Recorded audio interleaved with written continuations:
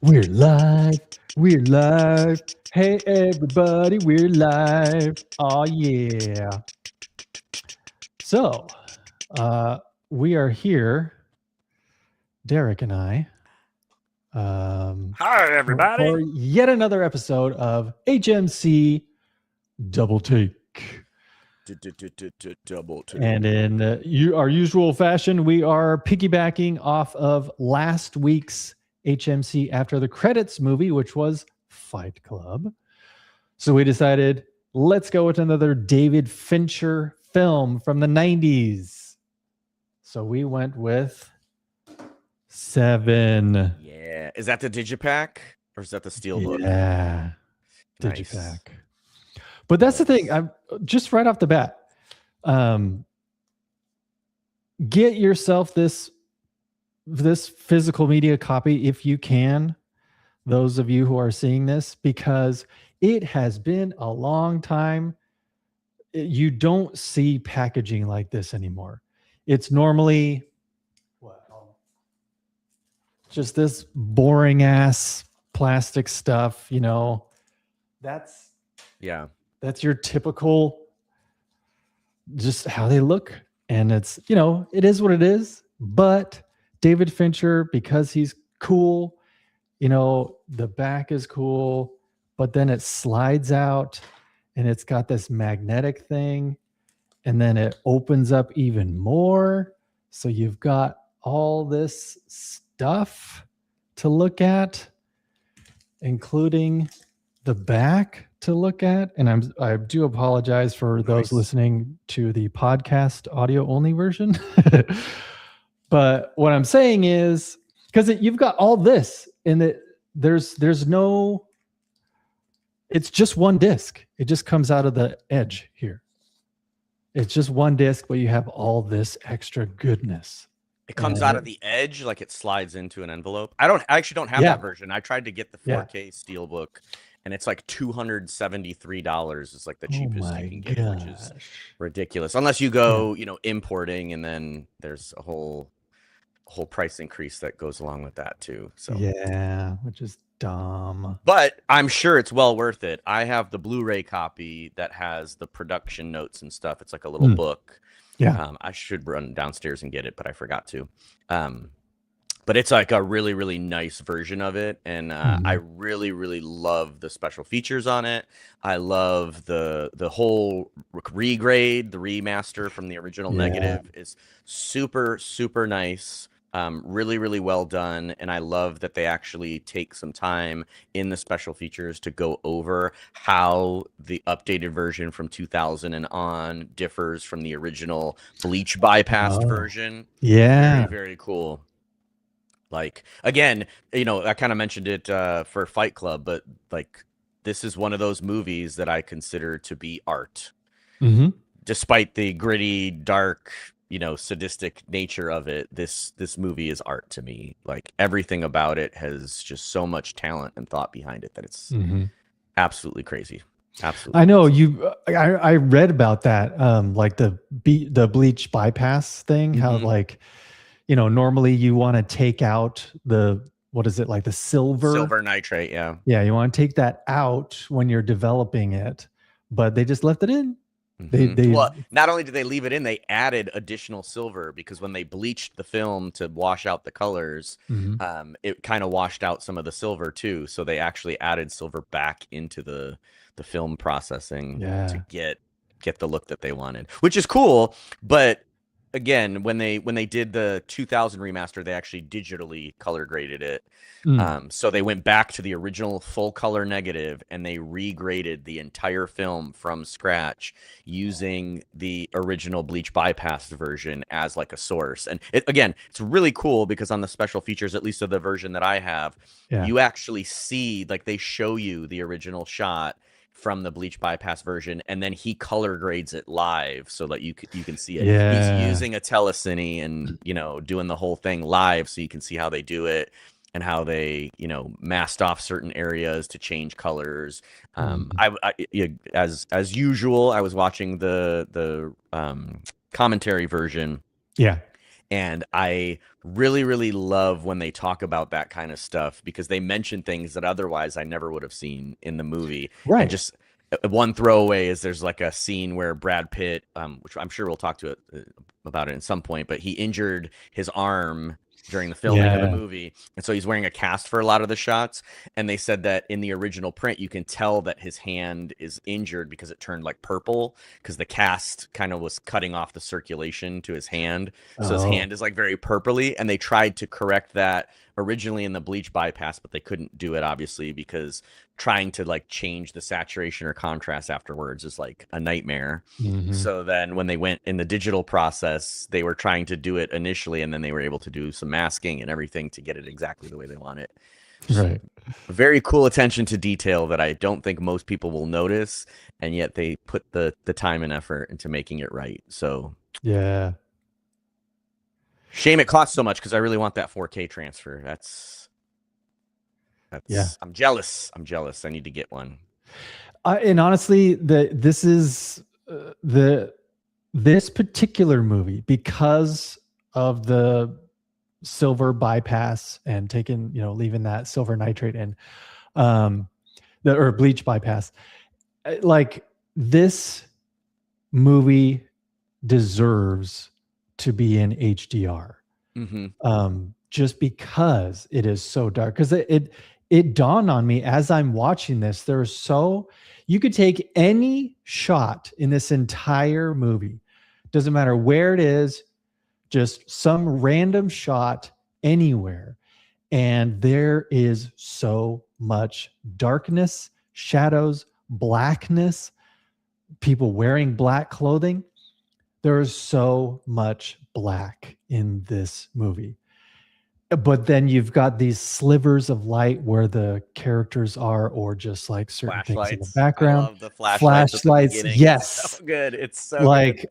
Man, the cinematography is just incredible, because like that's the thing. Like, it is so, not only are the themes and just the storyline itself is so incredibly dark and moody, but the cinematography matches that to a T, and yet you can still see everything that you need to see. It's not a particular movie where it's like, what the hell am I looking at? Like, it's too dark. Like, I need to see a lot more. Like, it's just this balance, this incredibly well done balance of dark and light. And man, it's just, which is funny because thematically that's what the movie is about. It's the struggle and the balance between dark and light. And like I talked about on Fight Club, Fincher specifically says that when he films these, when he's working with the DP to figure out the exposure and stuff on whatever the set is, like in the commentary, they talk about that opening shot with Gluttony where the guy's face first in the bowl, how dark he wanted to make that. And when they built that, so that's a set, they scouted some places and got photo reference, but then essentially rebuilt that set from scratch. And normally when you're doing a production like that, you add space, you like kind of enlarge the room a little bit to make space for cameras and stuff like that. And in a few places he mentions that he not only didn't want to add any lights to the scene because he wanted it to be super dark, and again from Fight Club where he said he hates seeing actors' eyes. Right. He doesn't, not that he doesn't want to see them at all, but like he doesn't want to see the whites of their eyes because it stands out. It pops too much in the film. So he wanted it to be graded like that. But then he also said that the other thing that they were after, which the cinematographer, Darius Kanji, an Iranian, cinematographer, also said that they got a lot of inspiration from this by the fact that they wanted these sets to be real sized so that the camera had to be in weird angles where they could highlight that darkness and lightness. And he actually cited Cops, the TV show Cops. He watched a ton of Cops and looked for inspiration in how Cops shot its scenes because of the fact that most of what you see in Cops happens at night when they're chasing criminals. And the only thing that you can see is the light from the headlights of the cars and the flashing red and blue lights and stuff like that. So it's like, I just love how that reinforces the themes of the movie, and it's such like a staple of David Fincher stuff almost. Yes. So good. It's so good. I know, because it's been a while since I've seen Mindhunter on Netflix. And because, at that point, everything is shot on digital, of course. But even then, like, if memory serves me right, even Mindhunter still had that classic David Fincher look. So it's possible, if you're working with the right cinematographer and the right, doing the right thing with your color grading or whatever after the fact, like, it's still possible to get this look. But man, it's just,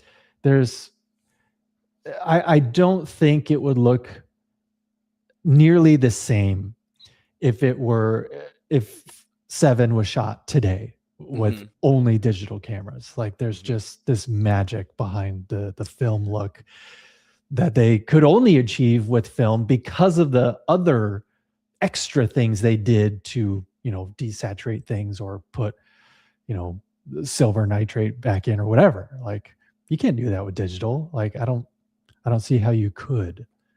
Yeah, I mean, I think it goes more to, rather than it being film, I give David Fincher all the credit for that, because the thing that is cool about his movies are that although he likes dark, it's like, it's purposeful. It's purposeful darkness. It's not dark. Like, he could have made every shot in the movie dark if he wanted to, but he didn't. Especially, like at the very end, all the helicopter shots and everything when they're in that field, like, those are pretty bright. They're still desaturated, but he's very purposeful about how he uses both the contrast, the light and dark, but then also the saturation of everything, or desaturation, I should say, because I read in an interview that when he first approached the crew about making the movie, and even especially the color graders, they mentioned in one of the special features that he said he wanted to make a black and white movie with color.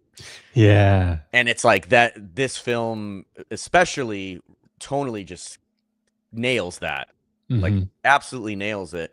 And I think when I watched the comparison scenes of the original film release and then the digital grading that they did in 2000 and onwards, I much prefer the digital grading, because it seems like it's more intense. Like, it fits more with that thematic light and dark play, where the silver nitrate or bleach bypass stuff looks cool and has the aesthetic, but it didn't get exactly what they were going for. It's close, but just from a technology standpoint, there's limitations to what you can do with bleach bypass that are just blown out of the water by digital color grading and stuff like that. So I think Fincher just knew exactly what he wanted, or at least very close to what he wanted. And the stuff that he didn't get that was exactly the way his vision was, he talks a lot about how the people, again, he's notorious for filming take after take after take after take to get what he wants. And even then, he talks a lot about how much of this movie wouldn't have been possible the way it was if it wasn't for the other people that he was working with, because he got feedback from the actors, he got feedback from the cinematographers on what they were seeing and what they were getting. And it's just really cool how collaborative it is, despite the fact that he's known for, just having that head down, like, let's do this however many times we need to do it to get exactly what I want. Yeah. And I think that's really, really cool. Again, I've talked about this a billion times, but the thoughtfulness and the talent that has gone into making a movie like this, it just blows my mind. I'm very, very, appreciative that people like this in the world exist in the world and make movies like this. Because again, I feel like it's art. Man, I even enjoyed because I was able to listen to the audio commentary with Fincher and Brad Pitt and Morgan Freeman, but just only about like 20 minutes or so. But in that 20 minutes, they go over the fact that the opening credit sequence, how it's always just standard. It is totally normal. You've got to have credits where the words, are static, stationary. Not just static and stationary, but pin aligned. They literally have a pin board where they pop pins where the static or the names are, the text is, so that it does not move at all. Exactly. So like, you know, it was Fincher's idea to be like, well, why does it have to be static? Why does it have to be perfect? Why can't it wiggle around? Which again, totally serves to what this movie is about, and just how gritty and, you know, just dark and gross and crazy it is. Like, yeah, it was I'm pretty sure it was the first of its kind to have credits like that. Because again, it was just so commonplace to be like, hey, no matter what this movie is about, the credits have to be pristine. Yeah, and I don't think that that's like a rule that they had. I just think that that's how they've always done it. You know, exactly, just tradition. Credits. Yeah, you wanted the credits to be as clear as possible and as legible and readable as possible. And the funny thing to me about this whole like experience for them is that the credits weren't even supposed to be like that at all. The original intention for the credits was there was supposed to be a long train ride where Morgan Freeman, there's like a whole scene that they ended up cutting out of the movie, that the very opening shot was Morgan Freeman. Again, kind of to our point about light and darkness, it was supposed to be very, very bright. It was out in the country, sunny day, and he was supposed to be looking at a house that he was buying after he retired, because the movie butts up right where his retirement starts. And so then this train ride, Fincher describes it initially as being the hallway between the light back into the darkness. And so where people talk about, you know, the light at the end of the tunnel, this was supposed to be the opposite. It was supposed to be Morgan Freeman traveling from the light and receding back into the darkness of whatever city. I know people think it's New York or whatever. It's never, the location of the film is never established. Right. And it's very purposefully done that way. But it's meant to be that dark, seedy underbelly, wherever it is, that Morgan Freeman is trying to run from. And it's the shot was going to be him being forced back into that. And then they ran out of money. They had already flown back to their principal filming location. They couldn't get back to it. And they were like, crap, what are we going to do for the opening credits then?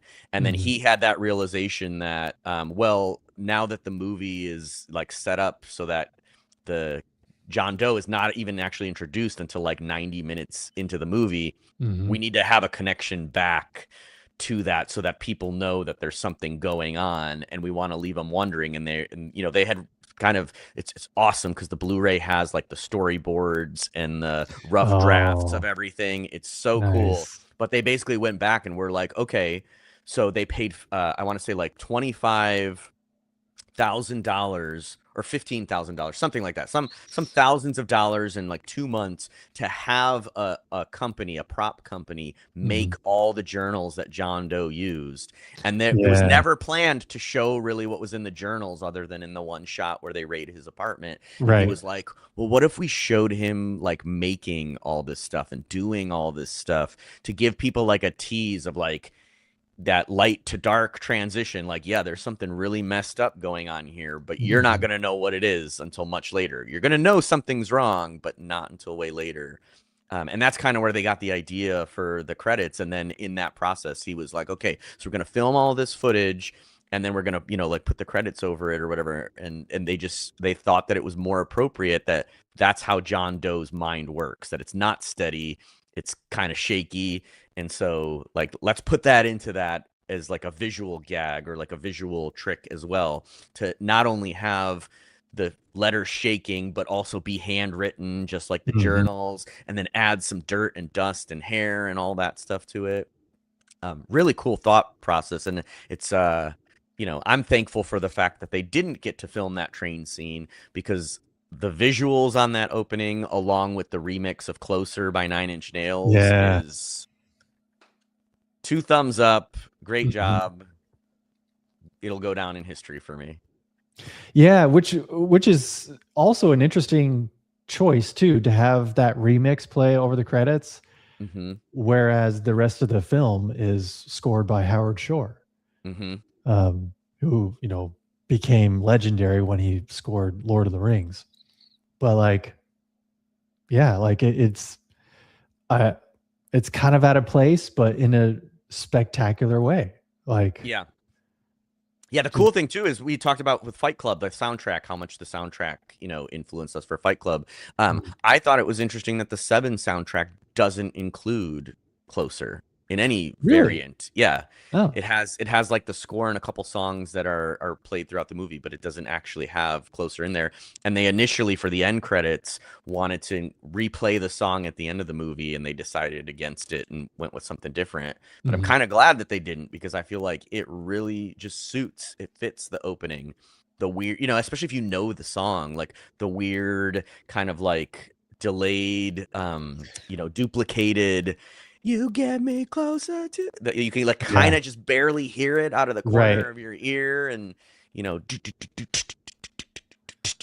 it's like just awesome, absolutely awesome for setting the mood. One of my favorite things about when we watched like television shows, I love when shows have good like opening credits that you want to watch, because a lot of the times, especially for shows where you're not binge watching it, where you're watching, a release week after week after week, it kind of like puts you in the vibe or the mood for what the show is about.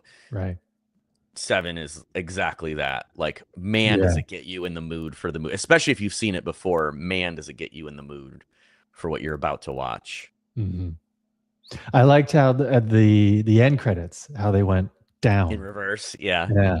That's pretty cool. There's so many little like unsettling things in this movie that they did. And actually, I think that's why I appreciated this movie so much. Like, my sister and I were kind of obsessed with this movie when we were in our teen years, mostly just because of the kind of interplay between how messed up the movie is. Like, I always I wouldn't say it ever bothered me, but I was always interested in the fact that the goriness of the movie is like so realistic, or feels realistic, that it's like upsetting, but yet that it's not, it can't be real, like they didn't film dead bodies or whatever. So like, it's fake, but at the same time, like everything inside of me reacts to all the different scenes as if it's real and they're filming this, and yet it's not. Even in the slightest, it's not real at all. It's all makeup, it's all practical effects, it's all just stuff that they're doing. The only thing that I understand is quote unquote real is that for many of the scenes, apparently, instead of using fake blood, they sprayed tomato sauce all over the sets and all over the rooms that they were filming in, because, and then they left it for like a week because they wanted him to have like a nasty smell, so that the actors were like fighting against that, which I think is kind of a cool little detail. But it's like, that's the closest they ever get to any of this being real, and yet you have like this just like gut reaction to what you're seeing on the screen. And again, I think that's why I find this movie to be art, because you're getting a reaction from something that's not real, but is presented in such a convincing way that it's close to being real. And I do like this comment from I Am Cosmo, just the fact that it is a movie about a serial killer, but you never actually see the killings happen. It's always the aftermath. Yeah. And again, I thought the only murder is Mills shooting him at the end. That's the only murder that's ever shown on screen. I thought that was fantastic. Just like, you don't have to, because it's already so dark and unsettling that if you were to show them happening, it would just take it over the edge. Yeah, well, it's kind of like what we talked about. Again, I hate to reference movies that we've talked about in the past for people that haven't seen previous episodes of this. But, like we talked about several times about using when the intentional choice for filmmakers to let the audience's imagination fill stuff in. And that's one of those things that I think is like super effective about the movie. Even the very last, part of the movie where, again, spoilers for all this movie, but they never show her head in the box, and yet so many people that watch the movie say that they remember seeing her head in the box. It's never shown. There's like a brief, Fincher-esque single shot or single frame of her laying on the bed or something, or they show her face, which is funny because that's one of the other things I like about the details in this movie. Seven is present in a bunch of different places, and that's one of them. The shot of her face happens when there's exactly 7 minutes left in the movie. And you see it, it's just one frame. It comes in and out, but you never see her head in the box. So like all of that is just left up to the audience's imagination. Like, was the killing as brutal as it was meant to be, and blah, blah, blah, blah, blah. And that happens with every murder. Every single one of the murders, you see the aftermath, and you're just like, "Oh God, how did it get here? Yeah, how did it get to this point?" Yeah, man. Yeah, it's being such a lover of films. Like, yes, it's disturbing, but at least I can, separate the fiction from reality to the point where I can just appreciate just a work of art like this. Like, I can probably see a lot of people out there that get a little too squeamish about this kind of thing, just on an entertainment standpoint. And they're like, I never want to see Seven again. But the filmmaker and the cinephile in me is like, but it's just such a good movie. It's so well executed. Yeah. And especially the creativity in making that stuff happen. Like, I don't know if you watched The Pit, but The Pit is a medical drama that's airing on HBO right now. And a lot of the stuff that they show in The Pit, like multiple people, multiple doctors, surgeons, ER, attendees, or attendees have commented on how accurate a lot of what happens in The Pit looks. And the same comments were levied, actually there's, I think, only one thing that they ended up cutting out of the movie, and that was in the gluttony scene. The makeup artist that was doing, which that's another thing. I thought that the dead fat guy was a dummy. It's a real actor. It's an actor that did makeup for 10 hours and then had a little snorkel so that he could breathe out of the bowl or whatever.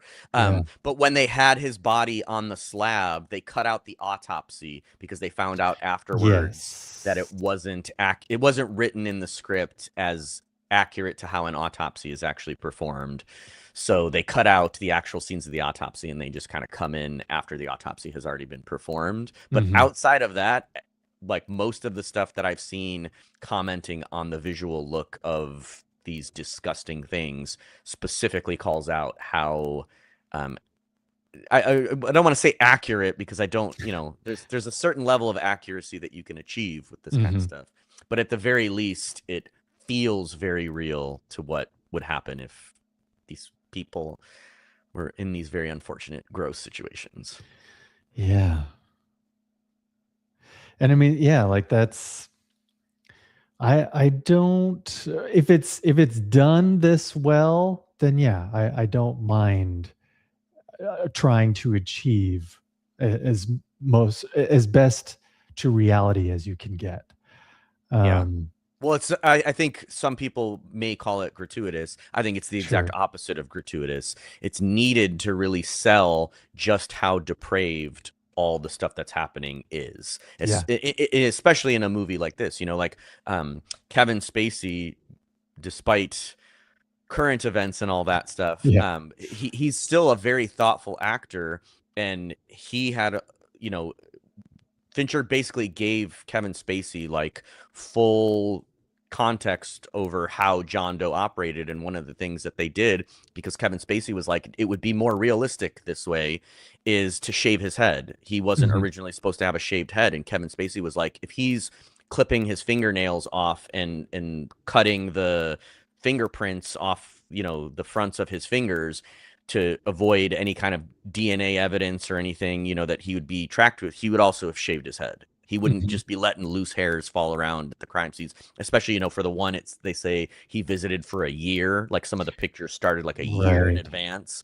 Yeah. There's no way that he would have gotten all the way to that point. And actually, Bro Cinco mentions in the chat about changing the ending. That's another thing. Like, I'm so glad that universally every single one of the actors, the director, everybody was like, no, we are not changing the ending, because the studio multiple times tried it. They wrote multiple endings, they filmed or storyboarded multiple endings, and every single version that I've heard is so much like worse, not in the gratuitous graphic way, but worse in that it would have ended in a much, much worse movie. The only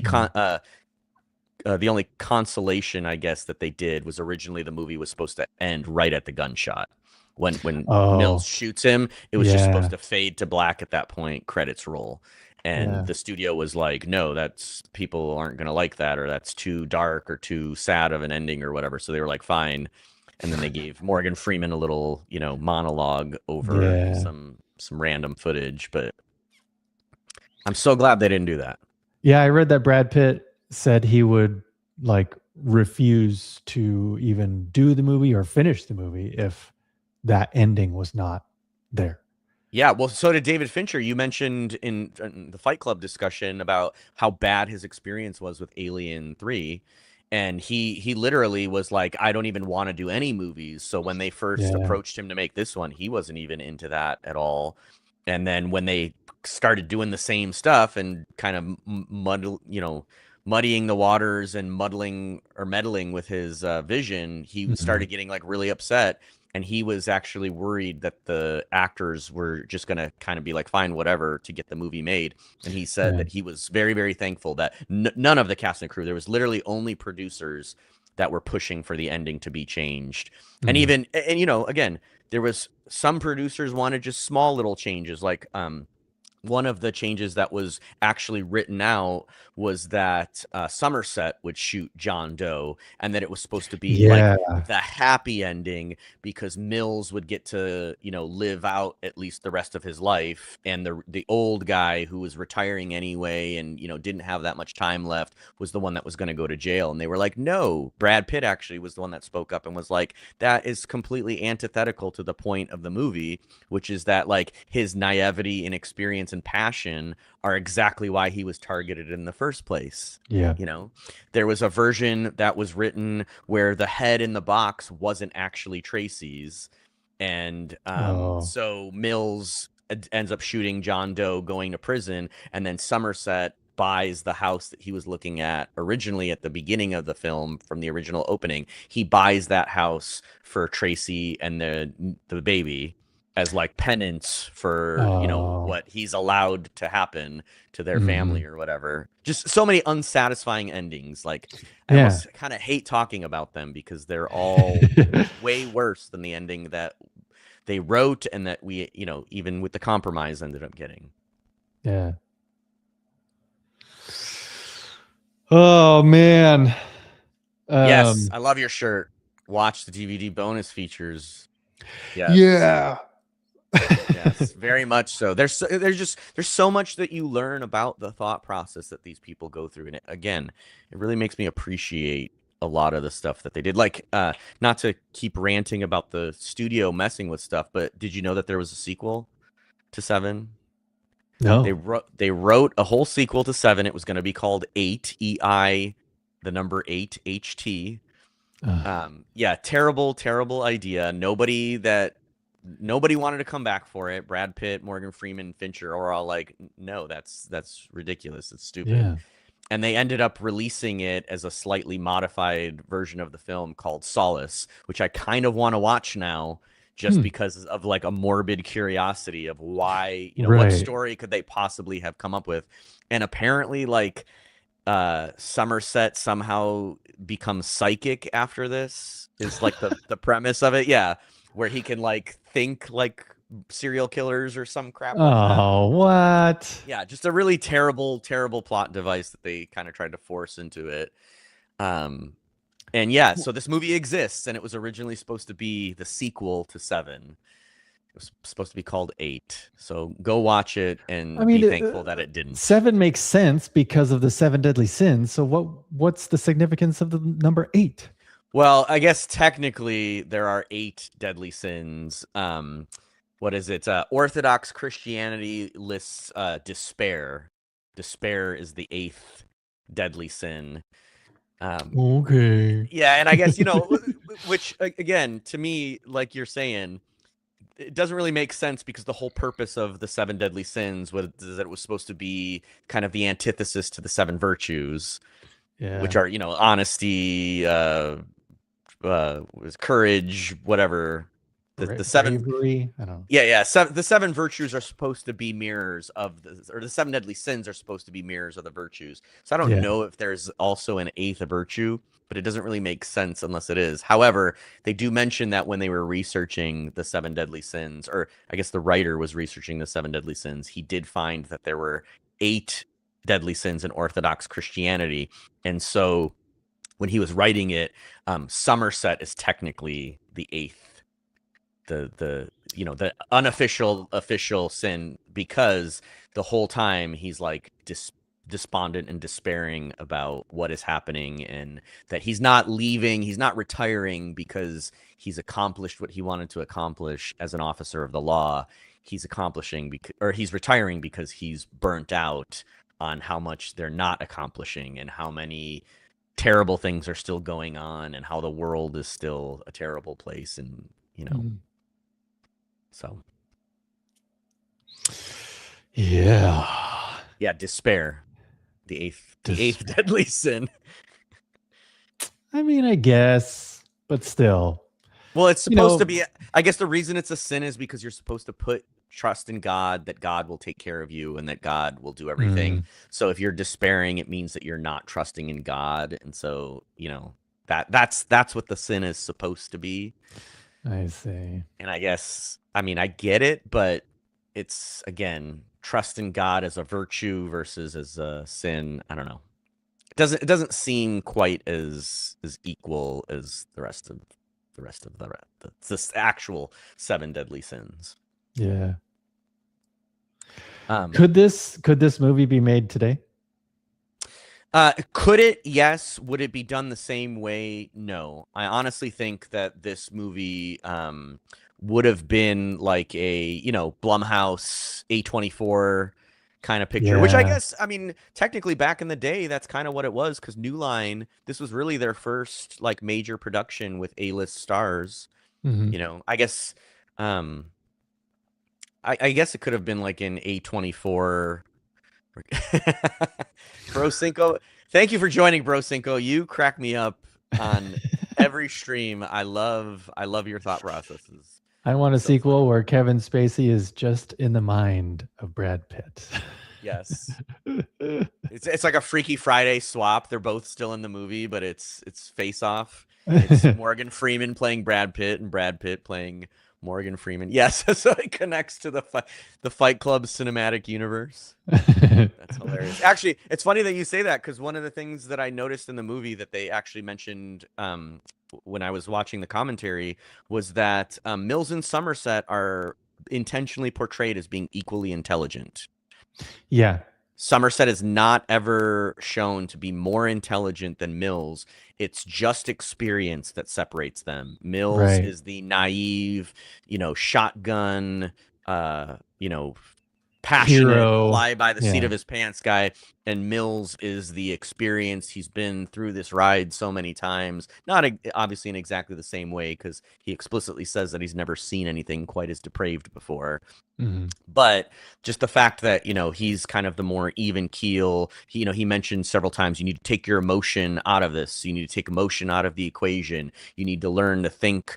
Morgan Freeman in the commentary talks about how there was a part where they had initially talked about Somerset telling Mills about having a third eye, and just meaning metaphorically that when you've exhausted all the options, you need to take a step back and look at it from an angle that you've never looked at before. But they decided to cut that out because they didn't want Somerset really they were meant to be even keel, and the only differentiator between them was experience. That one was the new guy and one was the old guy getting ready to sail off into the sunset with Frodo and the rest of the gang. I really liked it in the commentary too, when David Fincher broke down the fact that one of the first conversations that Mills and Somerset have between each other is just literally a two shot where it's just you can see both of them in the same frame and they're just talking, because even the camera operators and the producers were like, don't we want to have coverage? Don't we want to have them walking or something? It's like, no, just let it play out. Just have them have a conversation. just kind of build this rhetoric they have between each other. They'll build their relationship. Just the dialogue itself kind of gives you, exactly who these people are, and where they're coming from, and how they operate, and how they react to certain words or whatever. Like, I thought that was really cool. That's like, any director can probably have just a knee-jerk reaction to try and make it, let's amp it up just a little bit, but like there's this like quiet reverence to something like that, where it's just, let's just have them talk. Like, yeah, well, like I think it's funny because, to your point, you have Brad Pitt. Like, you could get so many, coverage shots of him like up close. He's a good looking guy. Like, you want to sell the movie. And he actually mentioned several times that part of the reason that he did it like that is because he wanted it to feel real. He wanted it to feel like they were meeting for the first time, and this was a conversation that they were naturally having. And he talked about how, there's several, the rain. Yeah. The reason why it's raining throughout the entire movie, he said, when they first started filming, was a practical reason. And he said there were two things that they intentionally solved for by having it rain. And one was the location. He was afraid that in all the shots of them driving in the car or them walking outside, that people would see signs or be able to read stuff that was, written somewhere, street signs. And so that would give them like an idea of where the location was. And they didn't want that. They wanted the movie to very much be in a non-specific location to kind of show that this type of thing could happen anywhere. Like, it literally, striving for not just realism in terms of like what you're seeing on screen, but realizing or having that realism of the mood of what that feels like to be experiencing something like this, when it could happen literally anywhere in any city in America. So there was like that practical reason for the rain. And then the second one, the second reason for the rain was just kind of because they wanted to have like a consistency where they didn't want to have to worry about, is this shot in the sun, is, any kind of like not anachronistic, but like synchronicity stuff where there's like different, if it's raining in every shot up until John Doe, that's another thing that's really cool. The whole rest of the movie is in sunlight, but up until John Doe turns himself in, it's all like rainy and dreary, and there's puddles everywhere and all that stuff. But it was a practical thing. They didn't want to have to account for all these different lighting conditions and all this stuff. They didn't want people to see through the windows. It was just, they wanted realism. They wanted it to feel like you were in this real place that could be your hometown or your city or whatever, and that this nasty stuff could happen to anybody. Yeah, you mentioned that first scene, or at least like when John Doe ends up turning himself in. It's this tracking shot that's just panning from left to right as they're about to go into the precinct. And even that shot, like even though it is sunny, you could still see the wet asphalt because it had rained not that long prior to this particular scene. And even the taxi that John Doe gets out of is just covered in moisture, just covered in raindrops. And even though it's sunny, like just the darkness of the road, there's like dark windows, there's this dark like doorway, there's just so much darkness still, even though it is so sunny outside. And even like the inside the precinct with the sunbeams coming down and stuff, but there's still so much dark, so much blackness, that contrast. It's just, man. And even when they're out by the power lines and stuff, out in the open in the country, there's so many shots where it's backlit, where it's bright as day, but like you could barely see any features on Kevin Spacey's face or even Brad Pitt's face. And it's like, normally you're gonna want, most directors would want to, have some extra lighting so that we can actually see some of the features. And we've got these amazing actors, we want to make them seen. But no, like, again, it's just this shadow of a man, and it's quite literally. Yeah. So it's, everything about this movie, again, is art. It's we talked a little bit about it with Fight Club last time, but again, the rewatching a movie like Fight Club or like Seven, you start to see little details that they kind of sneak in there. And I love how many times John Doe shows up before he turns himself in various shots in the background. Fincher talks about how they didn't necessarily direct people that were like extras in the background with what to do, because he wanted it to feel like a live place, but that you weren't focused on stuff that was happening, because he said that too many times films, in order to get the quote unquote right shot, they kind of prescribe what is happening in the background so that it's not too distracting, which makes sense. I think for most movies, you want the foreground stuff to be what people notice. But he said that there's a ton of like little stories that are happening in the background.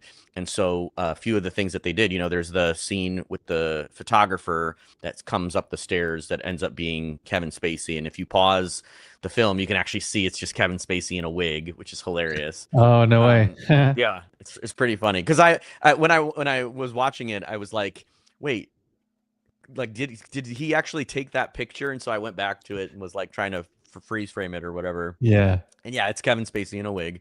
But then also the scene where they go, I think it's like a laundromat or something, and the guy describes seeing the guy run off with a limp, or he was limping like when he ran off or whatever. And like right when they say that, behind them you see the dude walking with the limp, and it's very clearly John Doe.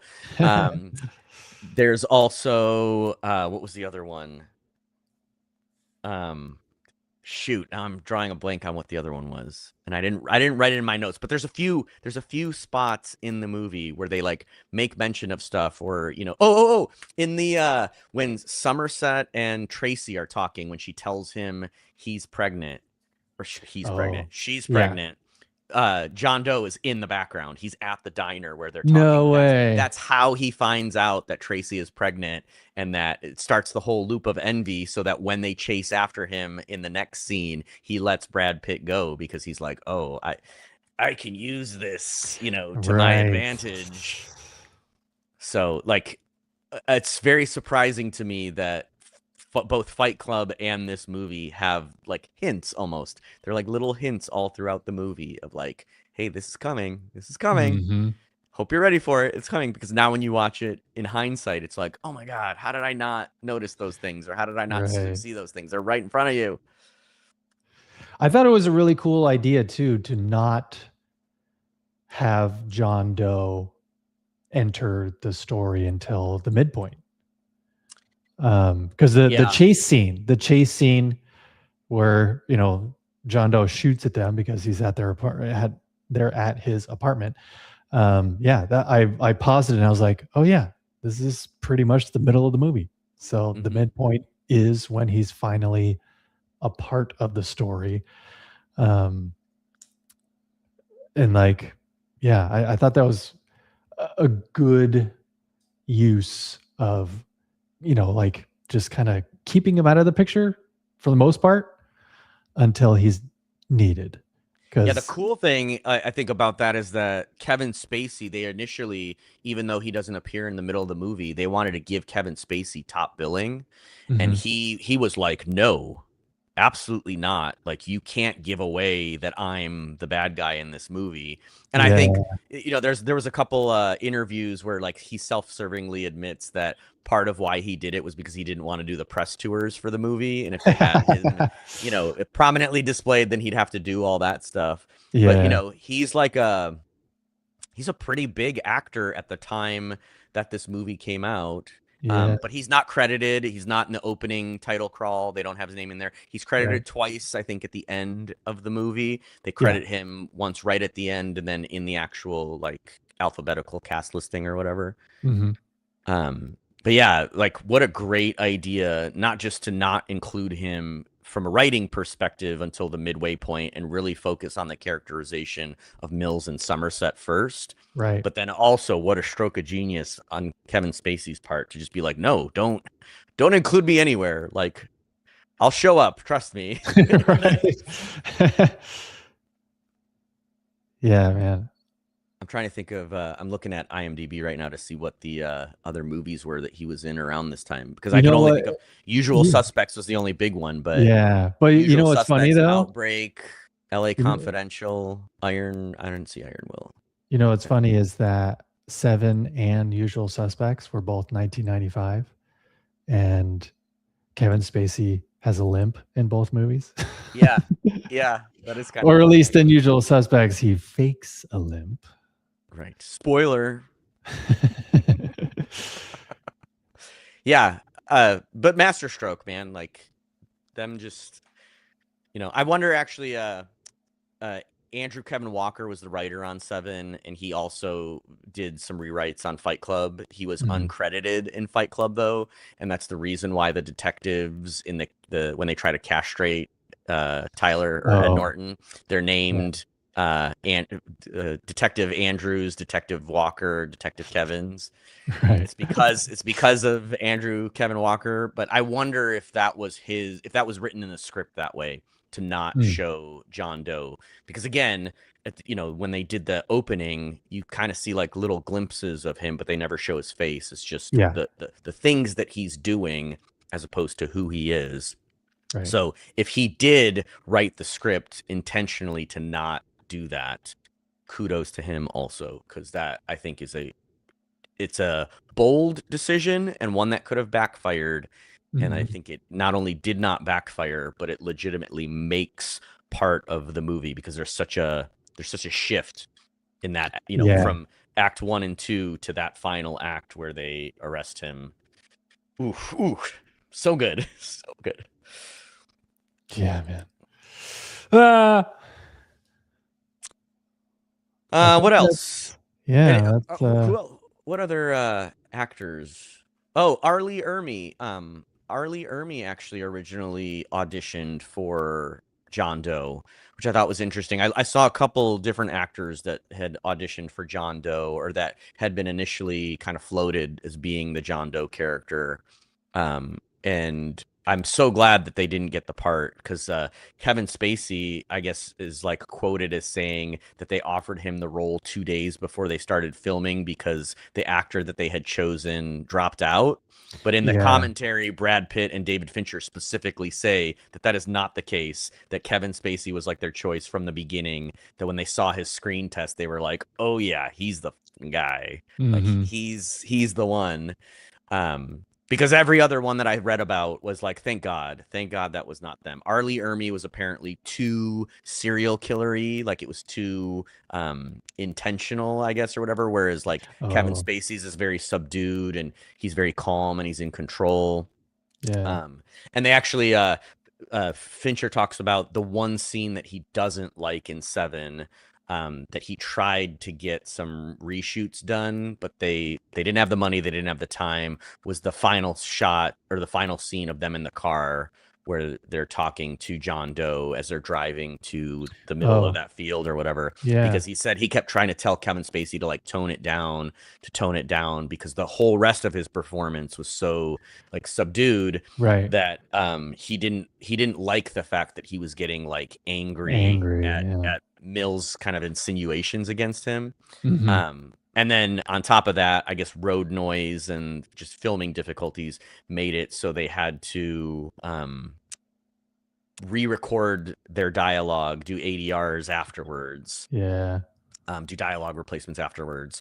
So he said it doesn't feel right. And then Brad Pitt, I guess, kind of like re-emphasizes that and was like, yeah, it lost a lot of its breath, because when they were filming it, it felt very like tense, and Kevin Spacey's character John Doe he's not supposed to be floundering. He's supposed to like know ahead of time that he's won, that this is exactly what he's wanted, and that he's in control of the situation. And he said they felt that they never got that in that scene, which I kind of feel for it, but I also don't think that the scene plays poorly as it is. I actually think it's pretty decent.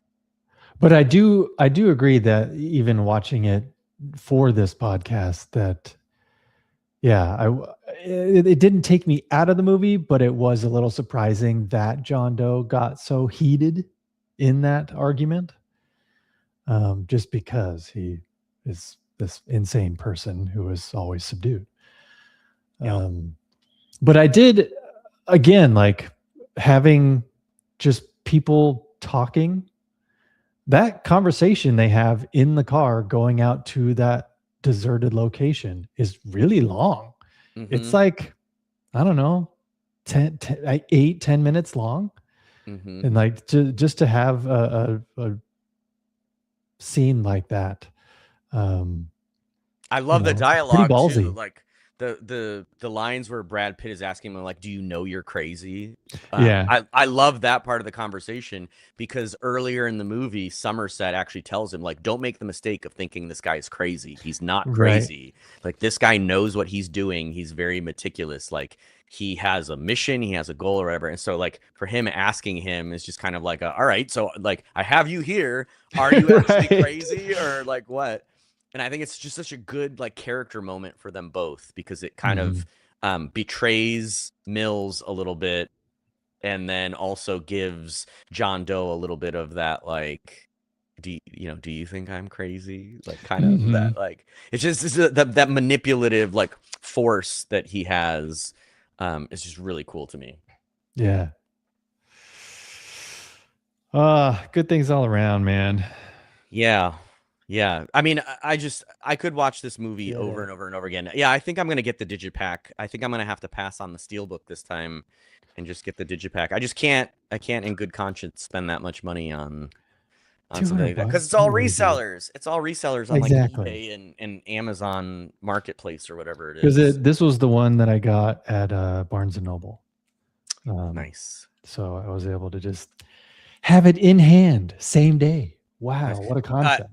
And actually, I do want to give a shout out to the Criterion, because I did not realize this, but Criterion is the source of all of the nice, cool special features that we got on the Blu-ray. The commentaries, the behind-the-scenes stuff, the color grading process, that apparently was all produced by the Criterion team for their release, their DVD release of Seven, and then New Line used it on the Blu-ray, subsequent Blu-ray releases, and luckily has kept it, it sounds like, on every single release, because as far as I know, the 4K version also has the commentaries and the behind the scenes mastering special features.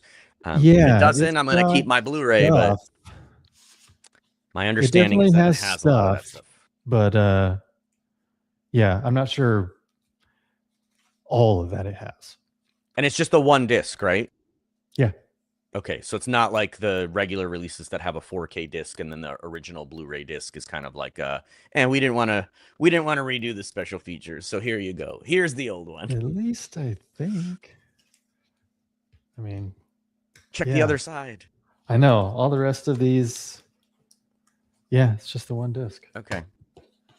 I'm trying to find if there's like a hidden compartment, but no, it's just I'm gonna get that digipack, but I will probably keep the Blu-ray version, because I like the Blu-ray version that I have is literally like a book, so there's like production notes in the pages and stills and photos from the movie. I love when physical media does that kind of stuff. That and Memento are two of the best like collector's editions of any kind of physical release that I've seen in a long time. I really wish they still did that stuff, but I get why they're not. I know, because back then that's all we had, so they could afford to put a little more money into the packaging, into the presentation of owning a physical copy. Yeah, well, they got most of that money back. It was worth the production, I think, because the ROI for that stuff was pretty good, because people wanted to buy physical stuff. Now that they're not really buying physical media anymore, unfortunately, which hopefully you guys will help us change a little bit, because I do think it's it's important to preserve this stuff.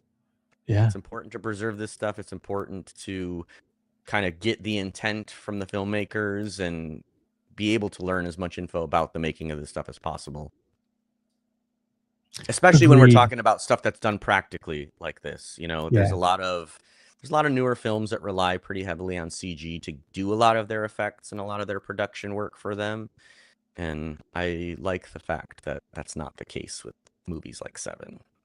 I can only imagine if Seven was made today that there would be so many set extensions and green screen involved.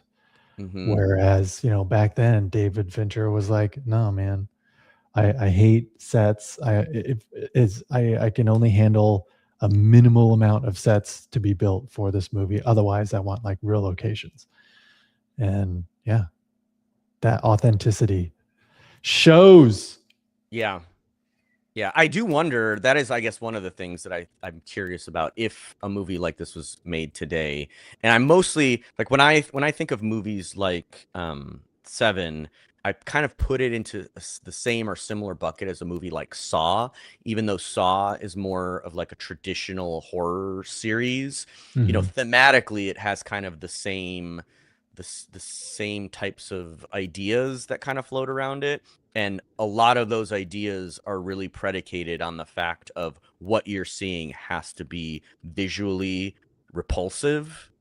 Yeah. You know, like what the characters are going through has to be really, really repulsive because it has to kind of float that balance of like one of the things that they said about Kevin Spacey's performance that gave him the edge over everybody else was they said that in a weird way, he felt sympathetic. And that is a very, very specific thing to say about a performance as like a reason why you picked it up, because he's a serial killer. Yeah. He's very, you know, like for all intents and purposes, he should not be sympathetic. But then, you know, Andrew Kevin Walker talked about how the whole motivation for him writing this movie was when he first moved to New York and he would see people committing crimes just out in public and nothing would really be, you know, like he saw people getting mugged and the mugger would run off and nobody would try to stop him because nobody would want to get involved. And, you know, if they did call or yell for the police, it was usually the victim that was calling or yelling for police, you know, and they kind of mention it in the scene where I think Somerset is talking to Tracy, or maybe right after he's talking to Tracy, where he talks about how when they do like training, oh god, it's so gross to say this, but like training for women or like self-defense training about, you know, getting raped, you're not supposed to yell that you're getting raped, you're supposed to yell fire. Yeah. People will ignore the former and, you know, won't ignore the latter because the latter might actually affect them in some way. Right. So they pay attention to it. And it's like that's the kind of thing that is like the whole underpinning of the script was that he went to New York and saw this stuff happening in real life. And he was like, what if I made the bad guy that you'd be like, well, he's kind of right, though. We do let this stuff slide, you know, like this stuff happens all around. We say how we're all about, I mean, and not to put too fine a point on it, and I don't want to get political, but you know, even with what's going on in the world today, like there's so many things that you're like, we talk about how important it is for kids and people to be honest and to be good and to be kind and to, you know, help people that are struggling and do that stuff. But then in the real world, like the people that we incentivize and the kind of the people that we uplift are the ones that are not honest, like, you know, the lawyers that are in the movie and that talk about, you know, how bad of a person that lawyer is, despite the fact that John Doe hires a lawyer to represent him at the end of the movie to deliver those final couple messages, you know, like, yeah. So even with his like virtuous character that he thinks is like the good guy in all of this because he's pointing out all these sins that people are committing all the time, it's like, even you gave in. So what does that say about you? You know, it's kind of a catch-22. And I think it's a weird reflection of our society and who we put up on pedestals and who we promote. And even, you know, in the conversation we're having, we're talking about Kevin Spacey as if none of the stuff with Kevin Spacey has happened. And whether it's, you know, I'm not even sure where, you know, that stuff settled, like, because I know he no pun intended, settled a lot of those court cases, and there was no admittance of wrongdoing, but like, Right. it's hard not to say when that many things have been divulged by people who were victims, like, he's still technically in Hollywood, he's still getting hired. Brad Pitt apparently went crazy on Angelina Jolie and his children and did all kinds of like super abusive, nasty stuff. People are still watching Brad Pitt movies. We're talking about a Brad Pitt movie right now. Yeah. Is it, how much are we willing to allow? And I think that's kind of like the weird, that's the only part that I find sympathetic in this movie and Kevin Spacey's character, is that like, yeah, I guess technically he is right. We do allow sin and all this bad stuff that we say is bad to happen all the time. So what does that make us? Mm-hmm. And specifically, what does that make everybody in chat? Just kidding. Yeah. You guys are watching us talk about this, and you're not even saying anything about it. Come on. Well, on that note, we've been going about an hour. Yes. Yeah. Thank you for joining us, all who joined us live. Thanks for listening to the audio only podcast. If you're listening to this on the way to work or wherever, working out, don't forget to join the Hidden Movie Club Substack, hiddenmovieclub.substack.com, to keep up on the newsletters that I send out every week, which I am also divulging which movies we're watching in the future, so you can keep up on that if you want to watch it beforehand as a little homework assignment. I don't know. Homework kind of has a negative connotation to it, so a little That depends on who you are. I loved homework. Unless you're Derek. Yeah, unless you're me. So yeah. And we've got giveaways. Yeah, speaking of, since I don't actually own the 4K version of 7, I'm going to be purchasing a copy of it, probably that digipack. So if you are a paid subscriber of ours on Substack, I will do a giveaway this week for a copy of 7 if you don't have it. You have to be a paid subscriber, but I will do a giveaway. You can win a copy of 7 as well. I'll order one for you when I order mine, and we can share in that. And then next week, and after the credits, we're going to be giving away a copy of They Live, John Carpenter's They Live, because that's the movie we're watching, and after the credits. So we'll also take suggestions in the comments here, in the chat, in the comments on the Substack newsletters. If there's a related movie that you think Elin and I should talk about that's related to John Carpenter's They Live for Double Take, knock that out in the comments. Give us some suggestions for movies that you love that are somehow related to They Live, either by a cast member that appears in both, a crew member that appears in both, themes that appear in both. Any kind of loose connection that you can make to that. We would love to see movies that we've never seen before, or revisit movies that we've watched in the past. Yeah. I've never seen They Live, so I'm excited. I'm so excited for you. It's a little, I will say it's a little cheesy, because it's one of those like 80s movies. It's a John Carpenter movie, but I am so excited to have you watch this. I'm very, very curious what you'll think of it. Oh boy. Woo-wee. All right. Thanks again, folks. Thank you for joining us. Thank you for indulging us. Thank you for watching. We love you all. See you next time. Goodbye, everybody. Bye.